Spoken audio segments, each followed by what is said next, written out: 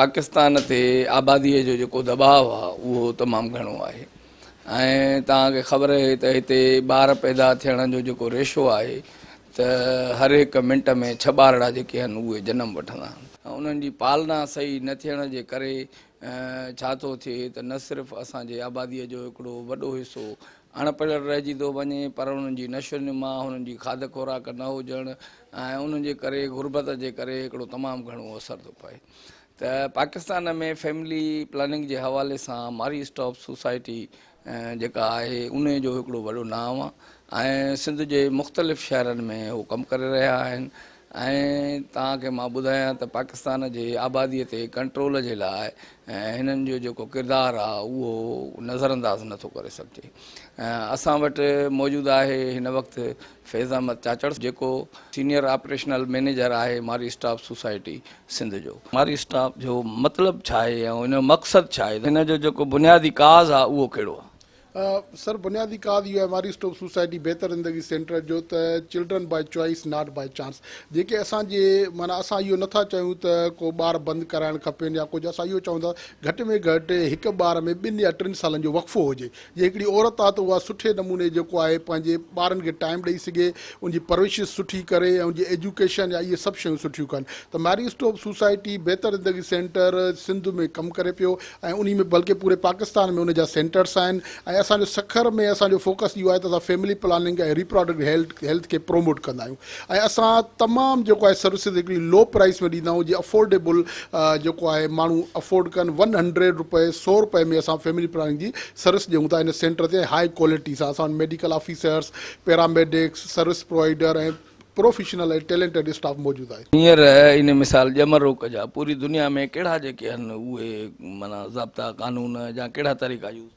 असां हिते तरीक़ो जेको आहे हिकिड़ो IUCD आहे, कापर्टी जेको 10 खां 12 सालनि जो आहे, उहो वक़फ़ो यूज़ कयूं था। ऐं उनखां पोइ असां वटि जेको आहे इंजेक्शन जो तरीक़ो आहे, जेका 3 महीने जी इंजेक्शन आहे। उनखां पोइ मुख़्तलिफ़ ॿिया असां वटि काफ़ी जेको आहे मेथड्स आहिनि जंहिंजे ज़रिए जेको आहे असां उनजी करे सघूं था। ऐं असां वटि उनखां अलावा बि काफ़ी सर्विसिस आहिनि। कंहिंखे औलाद नथी थिए, इनफर्टी मैनेजमेंट आहे, ऐं औरत खे डिलीवरी खां बाद में का तकलीफ़ थिए थी उनजी असां वटि सर्विसिस आहे। शुगर टेस्ट असां वटि आहे, हेमोग्लोबिन ब्लड कंहिंजी घटि थिए थी, ऐं मुख़्तलिफ़ असां वटि ॿियूं जेको आहे 34 सर्विसिस हिन सेंटर ते अवेलेबल आहे। नंढड़े नियाणियुनि जी उमिरि माना एतिरी थिए ई नथी शादीअ जी, ऐं हुननि खे नंढे हूंदे ई तव्हांखे ख़बर आहे असां में परणाइण जो रवाजु आहे, त उन्हनि सां डिलीवरीअ जे दौरान या उन्हनि खे इन जेका तव्हांजी मैनेजमेंट उन में कहिड़ा प्रॉब्लम? असां काउंसलिंग कंदा आहियूं। असां वटि हिते डिलीवरी न थींदी आहे, असां बाक़ी ॿियूं सॼियूं सर्विसिस ॾींदा आहियूं। असां उन्हनि जी काउंसलिंग कंदा आहियूं, फैमिली प्लान जी काउंसलिंग, जंहिंमें उनखे गाइड कंदा आहियूं त तव्हांजी उमिरि घटि में घटि 17 साल खां मथे हुजे, तव्हां शादी जे लाइ कयो। ऐं मुख़्तलिफ़ मशवरा वठण लाइ असां मुख़्तलिफ़ माण्हू ईंदा आहिनि जेके असांजी यंग यूथ ईंदी आहे। कहिड़ियूं तव्हां वटि आइडियाऊं आहिनि त जंहिंसां हिन ते आबादीअ जे बेतहाशा वॾे दबाव ते कंट्रोल कजे ऐं उहे हुकूमत खे एफर्ट वठणु घुरिजनि जेके हिकिड़ा त तव्हां करे रहिया आहियो, अञा कहिड़ियूं शयूं थियणु खपनि त जीअं माना असां इहो चवंदा जीअं ॿिया डिपार्टमेंट आहिनि, पॉपुलेशन वेलफेयर जो सेम कमु आहे, PPHI जो सेम कमु आहे, PWD जो सेम कमु आहे, ग्रीन स्टार जो सेम कमु आहे। सभई हिकु प्लेटफॉर्म ते वेही करे कहिड़ा अवेयरनेस के सेशन्स कयूं, डिस्ट्रिक्ट सखर में, पन्नू आकिल में ऐं मुख़्तलिफ़ जाइनि ते अहिड़ा सेशन्स कयूं जहानों में, जिथे असांजी एक्सेस हुजे त असांजी सखर पूरे डिस्ट्रिक्ट जी जेको आहे फैमिली प्लानिंग जेको आहे तमामु बहितर हुजे। तव्हांजो बहितर ज़िंदगी सेंटर छा सिर्फ़ु पढ़ियल लिखियल मैच्योर ऐं स्टैंडर्ड वारनि औरतुनि जे लाइ आहे, या जेका ॻोठाणी औरत आहे, जेका ग़रीब मिसकिन बेपहुच आहे, उन जे लाइ बि आहे? असांजो सर सभिनी जे लाइ आहे। असां वटि को कॉन्सेप्ट कोन्हे। असां वटि कोई बि क्लाइंट दरवाज़े खां अंदरि इंटर थींदो आहे त उहो असांजे लाइ क्लाइंट आहे, पोइ चाहे उहो केर बि हुजे। असां बग़ैर ज़ात पात कंहिं बि हुन जे लाइ असां हुनखे ईअं ई सर्विस ॾींदा आहियूं जस्ट असांजो। जेके लेडीज़ आहिनि उन जे लाइ लेडी डॉक्टर मौजूदु आहिनि, असांजी पैरामेडिक्स ट्रेंड मौजूदु आहिनि, असांजो पूरो अमलो ट्रेंड मौजूदु आहे, उनजी प्रॉपर ट्रेनिंग थींदी आहे, इंडक्शन थींदी आहे, उनखां पोइ सर्विस डिलीवर कंदो आहे।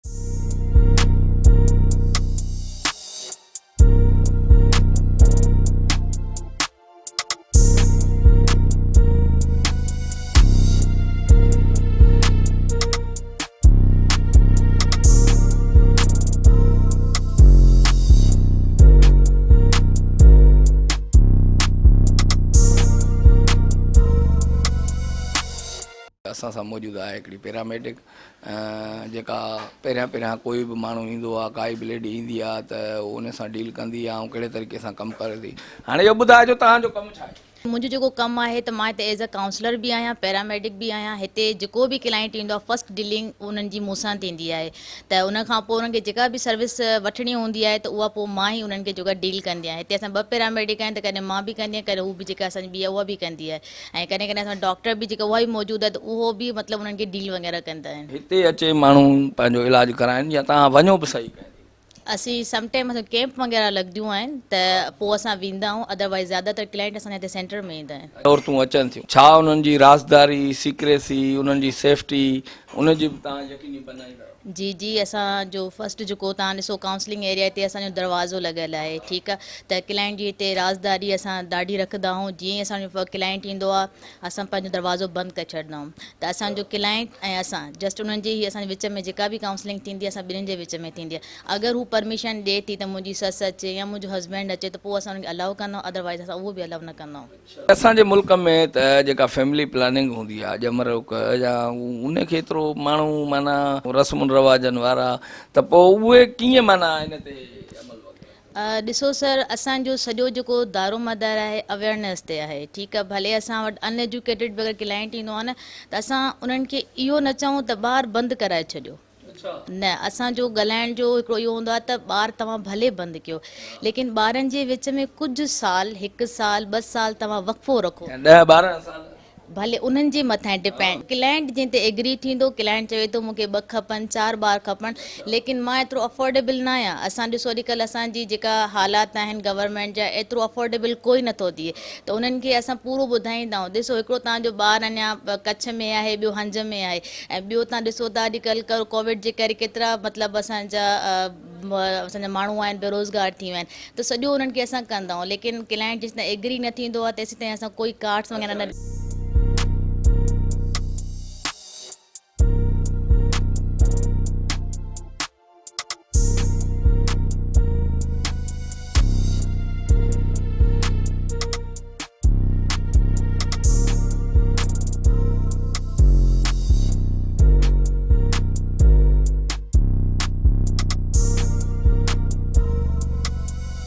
नाज़रीन, मारी स्टॉप जे बहितर ज़िंदगी सेंटर में ये हिकिड़ी क्लाइंट आयल आहे जेका हिन इदारे मां पंहिंजो इलाजु कराइण जे लाइ या ट्रीटमेंट वठण जे लाइ पहुतल आहे, उन सां ॻाल्हायूं। तव्हांजो छा मसइलो? मुंहिंजो मसइलो इहो आहे त मुंहिंजो बेबी हाणे 6 मंथ जो थी वियो आहे, त मां फैमिली प्लानिंग जे लाइ हिते आई आहियां, ऐं असांजी फैमिली ईंदड़ आहे, ऐं मुंहिंजी अम्मा मूंखे ॿुधायो त तव्हां हेॾे वञो, ऐं असां पाण बि ईंदड़ ई आहियूं। सेंटर ॾाढो सुठो आहे, हितां जो स्टाफ ॾाढो सुठो आहे, ऐं सर्विस सुठे तरीक़े सां ॾिनी वेंदी आहे, ऐं हिन जा चार्जिस बि घटि आहिनि। मुंहिंजो बेबी जेको पहिरियों 4 थी वियो, उन खां बाद में जेको वरी हाणे जेको छोकिरो थियो आहे मूंखे, ऐं उन खां बाद में हाणे मां फैमिली प्लानिंग वठणु चाहियां थी। पहिरियों ॿार ॾो तव्हांखे कहिड़ो थियो? पहिरियों काकी ॼाई हुई, उहो केतिरो अर्सो पोइ ज़िंदा रही वई? न 7 महीना ज़िंदा रही। हिते छा छा सहूलियतूं?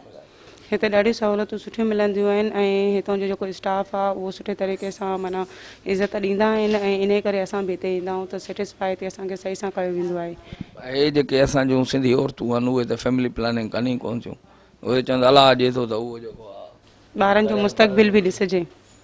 अगरि ॿार जे मथां ॿार ॼणींदासीं त पोइ असां अॻिते कुझु बि न वधी सघंदासीं, ॿारनि जो मुस्तक़बिल, ऐं असां पंहिंजी ज़िंदगी ख़राबु कंदासीं। जेके ॿियनि खे मशवरा ॾियनि थियूं पैरामेडिक, उहो पाण बि अमल कंदियूं आहिनि या? बिल्कुलु, जंहिंखे नीड हूंदी आहे त उहे कंदा बि आहिनि, जंहिंखे नीड हूंदी आहे उहे कंदा बि आहिनि। इन त ॿियनि खे रुॻो मशवरा ॾेई पाण वरी उहो कनि कोन। ॾिसो, मोस्ट जेके आहे न असांजी रिप्रोडक्टिव हेल्थ ते बि कमु करे रही आहे, उन में ज़रूरी न आहे त असांजी सिर्फ़ु फैमिली प्लानिंग ते ई अचे,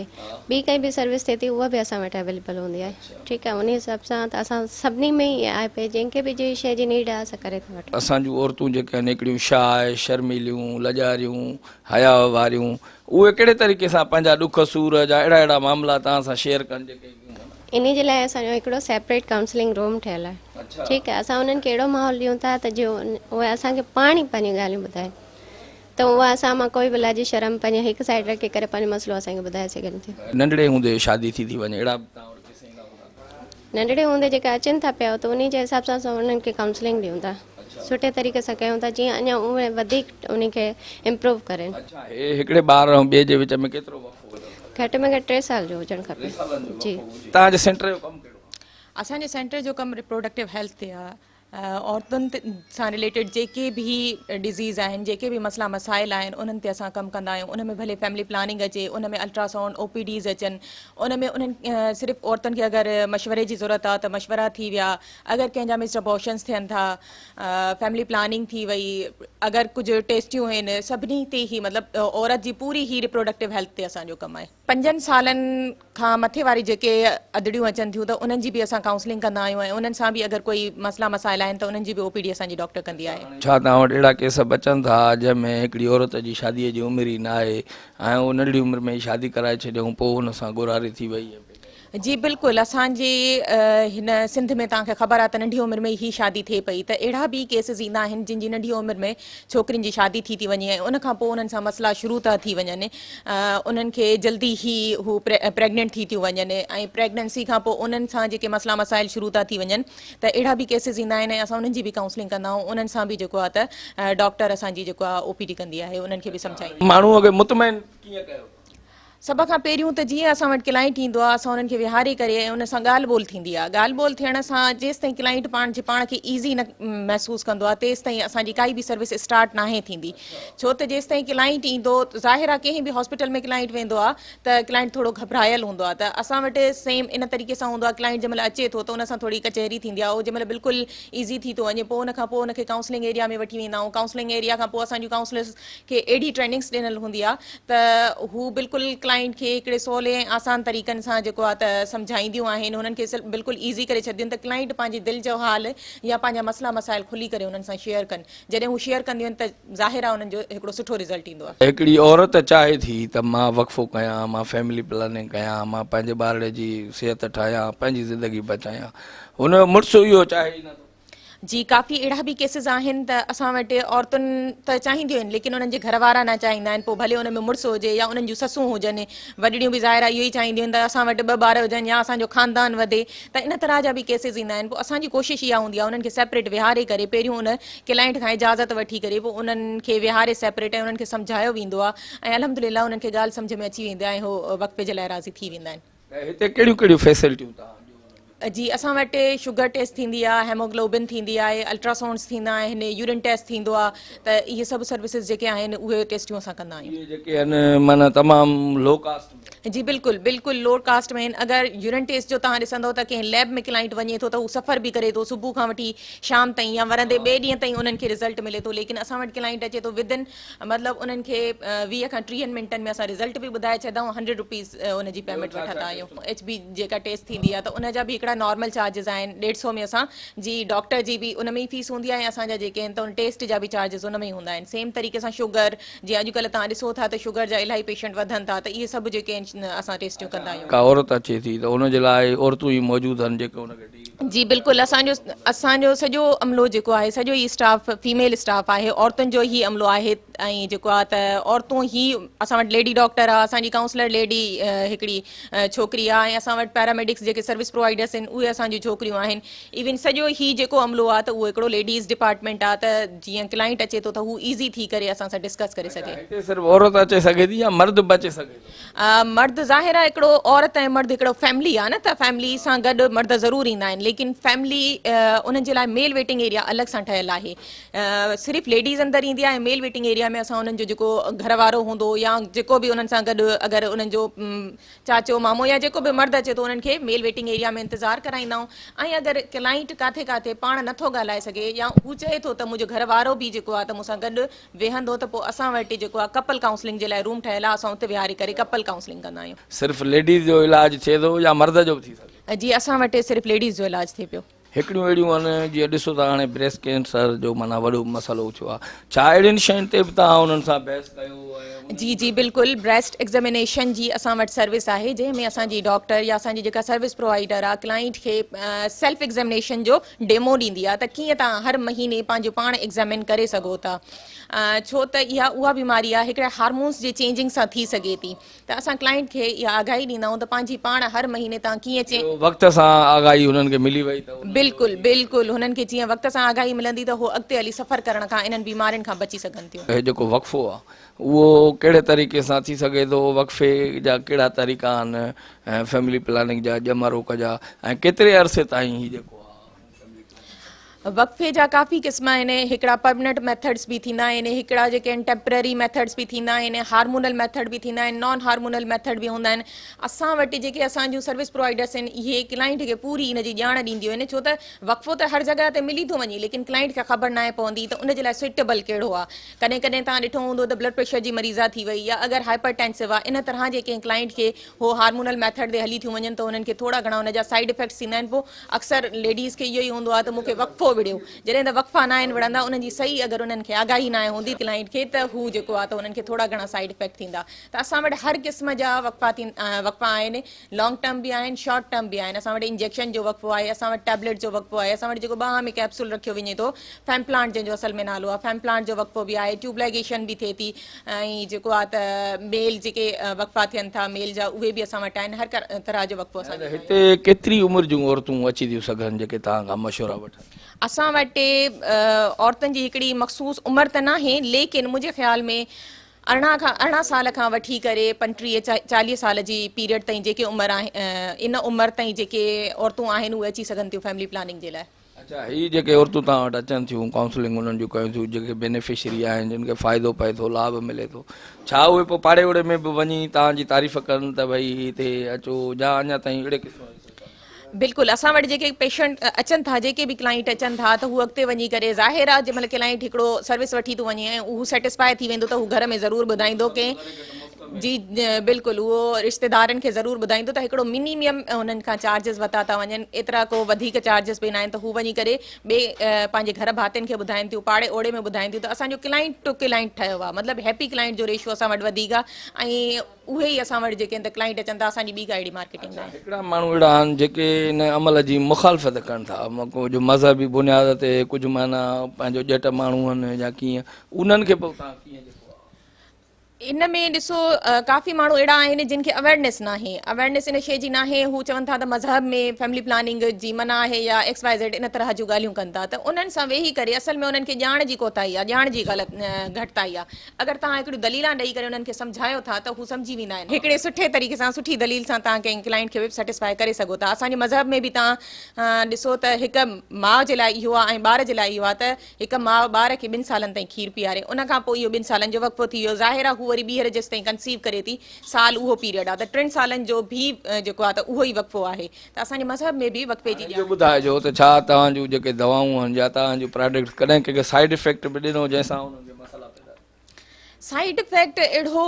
मतिलबु कोई अहिड़ो ख़ासि साइड इफेक्ट इन जो कोन्हे बाक़ी हाणे ॿुधायमि त थोरो थोरो करे क्लाइंट जेको आहे त ॼाण सही तरीक़े सां नथो उनखे सम्झी सघे सही तरीक़े सां यूज़ न कयईं त पोइ उते थोरो क्लाइंट परेशान थींदो आहे लेकिन उन में बि असां छा कंदा आहियूं क्लाइंट खे पंहिंजो नंबर ॾेई छॾंदा आहियूं इवन एस ताईं जो मुंहिंजो पर्सनल नंबर बि क्लाइंट खे ॾिनो वेंदो आहे ऐं क्लाइंट खे इहो ई चवंदा आहियूं त कॾहिं बि तव्हांखे इहो न आहे त राति जो रेस्पॉन्स न मिलंदो या शाम जो रेस्पॉन्स न मिलंदो हर वक़्तु असां अवेलेबल हूंदा आहियूं हिकु फ़ोन ते हिकु मैसेज ते असां क्लाइंट खे गाइड कंदा आहियूं हिकिड़ियूं छोकिरियूं जो आहिनि छा क़िस्म जूं शर्मीलियूं लजारियूं हया वारियूं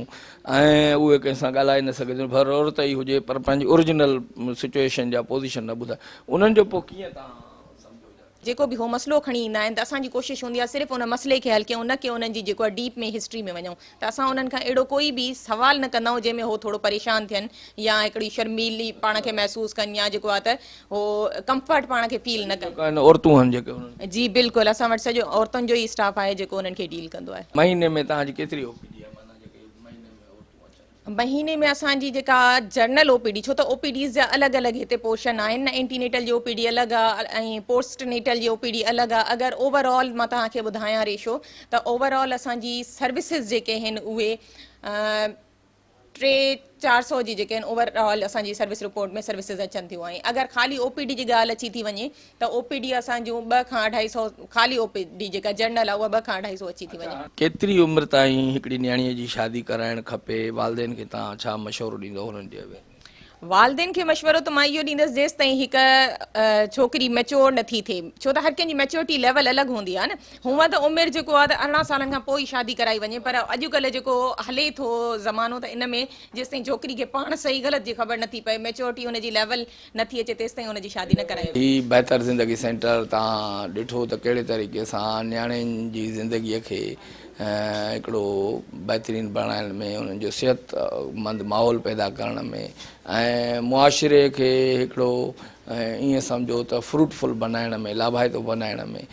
किरदारु अदा करे रहियो आहे। ऐं कहिड़े तरह अञा केतिरियूं अहिड़ियूं औरतूं आहिनि जिन खे शायदि हिन सेंटर जी ख़बर न आहे, जेकी हिन मां उहो फैज़ न पिराए सघियूं आहिनि, जेकी हिन मां उहो लाभ न माणे सघियूं आहिनि। हीउ पैगाम जिते बि पहुचे त उहे औरतूं हिते अचनि, हिते उन्हनि जी राज़दारी कई वेंदी, उन्हनि जी जेका सीक्रेसी आहे, हिते उन्हनि जी सेफ्टी आहे ऐं उन खां पोइ हू पंहिंजी ज़िंदगी बचाए सघनि थियूं, पंहिंजे नियाणियुनि जी ज़िंदगी बचाए सघनि थियूं ऐं उहे ॿारड़ा जेके पैदा थींदा उन्हनि जी ज़िंदगी बचाए सघनि थियूं। उन सां गॾो गॾु उन्हनि खे वक़फ़ो पैदा